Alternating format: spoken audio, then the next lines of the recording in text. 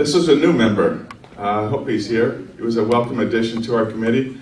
Giuseppe Veneziano. Okay. I'll give that to Vincent Veneziano. I hear you guys communicate frequently. Helen Chen. Where's Helen? Come on up, Helen.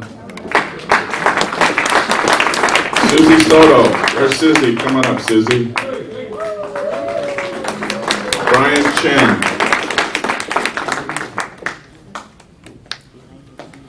The way we structured it is most of these committee members took a month and then lined up the speakers for that month. Natalie, where's Natalie? She's here. Susan Shea, is Susan Shea here? I haven't seen her yet. Nancy Lynn, where's Nancy? Come on up, Nancy. Vince, very good, our December chair. Mel Wong, come on up, Mel. Kevin Kwan. Kevin, is Kevin here?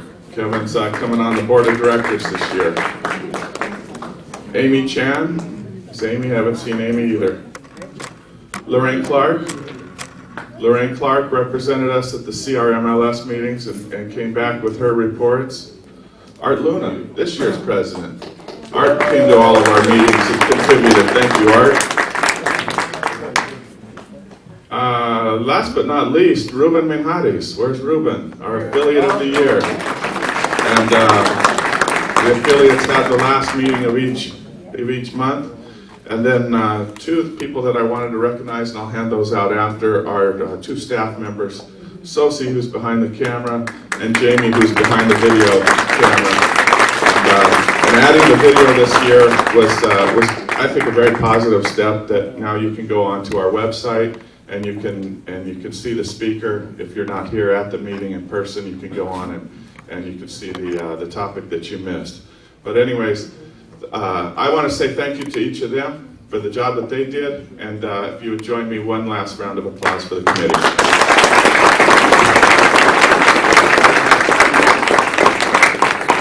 And I want to thank, we should all give Lee Lieberg a big round of applause. I think he's done a fabulous job this year. He's done a nice job.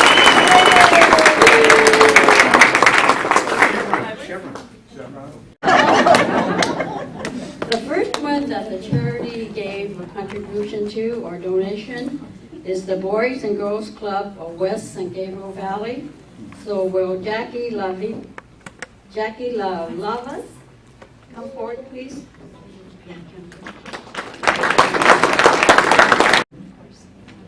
Thank you again, everyone, for considering us for a charitable gift this year. I can't believe it's been a whole year since I saw you last. So much has happened. We had the tremendous rainstorms of last December, and I don't know if you heard, we lost our roof in the process. It's been replaced, or patched, I should say. The whole shelter needs to be replaced with a new building, but at least we're holding our own. And believe it or not, we actually made it through the windstorms. We never lost our electricity once. We had one tree fall on kennels. The dogs weren't hurt, luckily, but they were really glad to see us the next morning. It's our pleasure, as we're entering our 88th year, if you can believe that. We were started in 1924, to continue our mission to house homeless, stray cats and dogs for the local communities. In this past year, we've actually given out 12,000 affordable vaccinations to pets. We've done almost 2,000 spay and neuters for the community's pets. And our adoption rate this year hit an all-time high of 90%.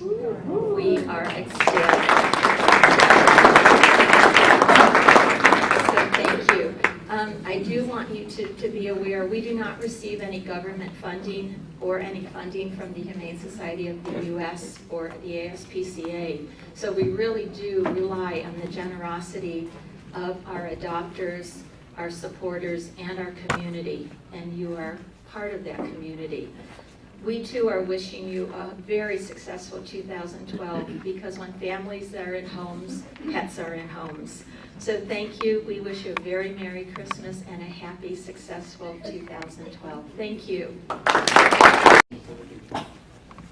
And the next one is the YMCA of West and Gabriel Valley, Valerie Gomez. Just take a moment. Thank you on behalf of the West San Gabriel Valley YMCA. We will be celebrating our 100th year. So we're our partners within this community for 100 years on February 17th. Mark your calendars. We'd love to have you all there. I'd also like to say that we are grateful for the 100,000 people that walk through our doors every single year. We are blessed to be able to extend our services to families in our communities that we serve, and also turn no one away. We had a great summer program last summer with 202 children. We continue to have our Junior Fit Club program after school program that is, we are in the running for a national model for YUSA. So we're very excited. Let me tell you a story about a little boy, Chris, who his mother was single mom, young mom, would send him home after school, leave Granada Elementary. He lived up on Stoneman, up by In-N-Out. He would walk home, a 6-year-old little one would leave Granada Elementary and walk home every day, until we came up with a program after school where we charged the families $1.32 an hour to come to our after-school program. We now pick him up, he comes over to our Y, and his mother is very, very happy that he has a safe place to come after school and not walk home every day. So this money touches the lives of not only children, but seniors and teens, and every penny counts. So thank you from the bottom of our hearts. Thank you. Habitat for Humanity, Ginger Morris.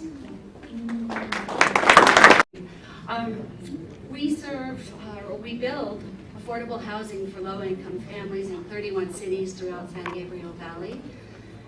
And I have the privilege on a daily basis to see the difference in the lives of the families that are given a home. They buy their own home, but that are living in poverty. And beyond being able to help people and help change their lives, I want to say the best part of my job is working with people like you. It's a blessing and it's a privilege that we all have the honor to help other people. So I want to say thank you so much for being here today and for choosing Habitat, and have a Merry Christmas. Thank you. Okay, well, they were friends. The next one is the Salvation Army, Tim Sue.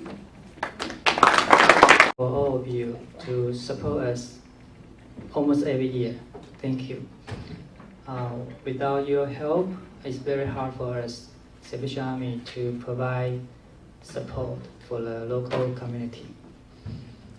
This year, as the year before, the same, we have summer camp to help youth to go to camp, have a good time, and also have some chance to build their lifestyle and a good attitude. And also we have an after-school program to help the school kids. They can have some school materials so they can go back to the school easily. And this year we have 2 new programs. One is for the senior foods provide for the age 60 above, the needy senior. Monthly we have food provided for them. We work with the LA Food Bank, and almost every month, roughly 400 seniors will come to our location to get their food. And also we have an after-school program. We focus to the young kids. They are not really able to catch up the school academic requirement. So we try to help them to catch up the requirement so they can easily to go back to school and catch the academic requirement to go ahead. So we, Salvation Army, are here. Thank you again for your support. Thank you. Happy New Year. From the bottom of my heart, I wish to thank every one of you that participated in our can drive. And just look at it. This is probably one of the best can drives we've ever had. And I want to give yourselves a round of applause. Everybody that participated, thank you, thank you, thank you very much. And at this time, I want to call Alan Espinosa to come up and accept our food For the effort they made on the can drive. It's remarkable that people come together at such a time that we know there's a great need. Everybody sees the feathers on, and who's this guy with the feathers and the long hair? Actually, it's like a Wall Street broker, and then I retired because I couldn't remember everything. But bottom line is I dedicated myself to the efforts of the food banks, and we're the founders of the Native American Indian Food Bank.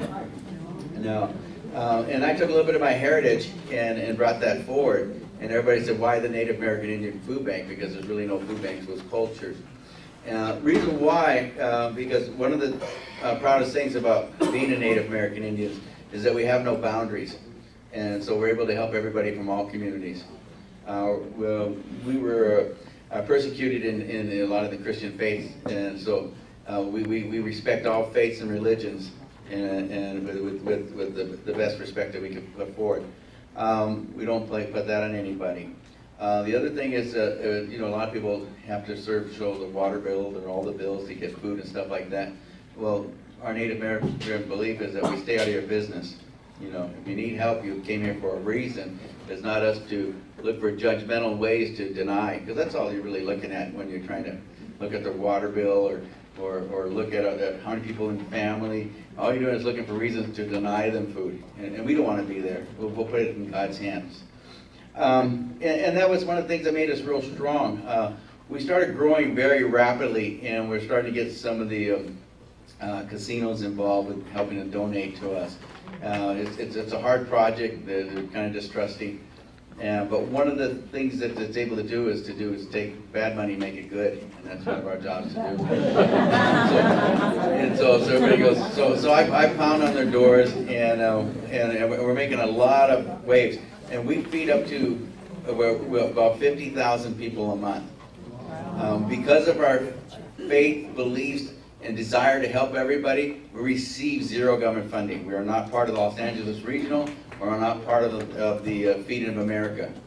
However, we move 14 million pounds of food a year out of a 5,500 square foot warehouse. So it's a shake and bake little place. It's always punching and moving. We're open longer than any other food bank right now in the state of California that I know of, because that's the only way we can get food in and food out. We have about close to a little over about 2,000 square feet of refrigeration. We keep it active. But we're doing God's work, and this is the first time I've been able to speak here, so I wanted to make sure that I really give you guys the thanks and the praise that you do for doing the Lord's work in our eyes. All right, and God bless you guys.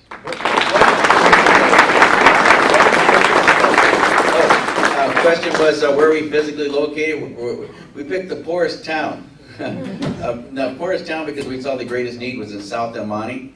South El Monte has less than 35,000 people, so they don't receive any government monies. But God provides them to accept government money. So we're not a government organization. Every contribution received and every dollar received is not taxpayer money. It comes from your heart, it comes from your organization, it comes from people that believe in what we do. And that's what we love about our place. It's all about every dollar there and every time that somebody spends to volunteer. It's through their heart, through their efforts, and yes, sir. Are you a nonprofit corporation? Yeah, just like the YMCA or Salvation Army or anything. We carry the same paperwork as the LA Regional Food Bank. The only difference is that we do not accept government funding, and nobody's on payroll other than a few dollars. So everybody's here are 100% volunteers that work at our place. From recovery homes, we took about 95 people in last year, and we're going to beat that this year because we're real close. We're at 103 off the street and into recovery homes. So we're a drop-off center. Yes? What kind of a budget do you have on a yearly basis to do all this? We run 7 trucks, and last year just our maintenance, because they're old and they're breaking, was $63,000. Our total budget of operation, including rent and payroll and everything, runs around $245,000. Yeah, so we are lean, mean machine, but we're here every day, and you'll see me most of the time. Oh yeah, our address is 2453 Troy Avenue in South El Monte, And then I brought a few vouchers, which I'll give to the president of the organization, so he can pass out to needy families. And they just go up. Now, what we do is to help offset our expenses. We do ask for a small donation for 100 pounds of groceries, but that includes milk, bread, eggs, yogurt, cheese, and if you're Indian, you're lactose intolerant. But it also includes breads, cakes, meats, canned good, dry goods, and so forth. So we've been voted by 211 LA County as the best family pack program in the county. So we're really happy to have that as far. Yes. Yes, and God bless you. Olympics of Southern California. Well, Eloise Crawford, please come forward.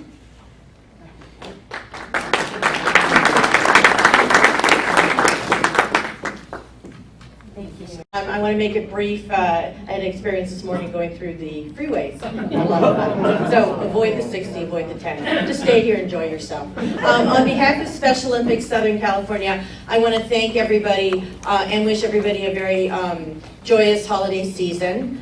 Special Olympics is the largest sports organization in the world. We do training and competition for individuals who have intellectual disabilities, autism, Down syndrome, various forms of mental retardation. We are very fortunate in that we have 11,000 athletes in Southern California, and this contribution will help in our training for 2012. We have to pay for buses, and things get very expensive, equipment, uniforms. Special Olympics is completely free to all our athletes, and because of your generosity, we'll be able to continue that going into 2012 and 2015 when we have the World Games here in Los Angeles. We're very excited about that. So thank you so much. Have a very Merry Christmas and a Happy New Year. The board of directors gets together and conducts our association business. And we conduct the business over here in the room. We had a great loss this year. And we decided as board of directors to rename our director's room the Lorraine Loeffler Director's Room. We voted unanimously to give her the honor of renaming, and I want to thank all the board members for voting unanimously to rename our director's room the Lorraine Loeffler Director's Room. So we want to dedicate, as an association, the honor, and because she was a long time double president, she helped us. She was, in her final year, was parliamentarian, my parliamentarian. And she kept us in line. We worked with Robert's Rules of Order. And she, to the end, was very active. Her whole life she was very active. Her father was one of the founding fathers of the West San Gabriel Association of Realtors. We had the old building. All of you probably have seen the old building. Lorraine was active. You couldn't put her down. She was a wonderful person. And because of that, we honor her.